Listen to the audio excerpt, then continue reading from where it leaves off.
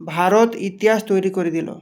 আমরা যেমন মনে মনে ভাবতাম যে জল দিয়ে যদি গাড়ি চলতো কতটা না সুবিধা হতো, কেন পেট্রোলের যেভাবে দাম।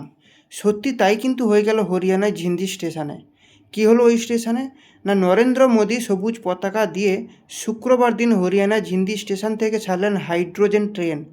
ভাবতে পারছেন, হাইড্রোজেন ট্রেন যেটা জল দিয়ে চলবে, যার সর্বনিম্ন ভাড়া হচ্ছে 5 টাকা আর সর্বোচ্চ ভাড়া হচ্ছে 25 টাকা। এই ট্রেনে শুধুমাত্র যাত্রী পরিবহন দেওয়া হবে। ভাবুন তো কীরকম ব্যাপারটা হলো এটা। তাহলে এখন যদি আমাদের পেট্রোলের দাম বেড়েও যায় তাতেও কোনো আপত্তি নেই।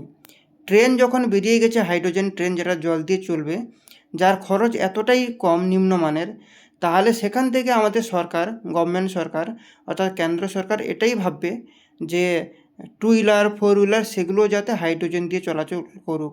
খুব তাড়াতাড়ি সেগুলো কিন্তু চলে আসবে আমার ধারণা। যেহেতু প্রধানমন্ত্রী নরেন্দ্র মোদী সবুজ পতাকা দিয়ে হরিয়ানায় ঝিন্দি স্টেশনে শুক্রবার কিন্তু উদ্বোধন করে দিয়েছেন, অর্থাৎ হাইড্রোজেন ট্রেন কিন্তু চালু করে দিয়েছেন। কি বলবেন আপনারা? কমেন্ট সেকশনে কমেন্ট করে জানান। যারা যারা বলেন যে মোদী সরকার কাজ করে না, শুধু বসে রয়েছে, কোনো কিচ্ছুতে নেই, তাদের উদ্দেশ্যে বলছি। কি বলবেন? কমেন্ট সেকশনে কমেন্ট করে জানান।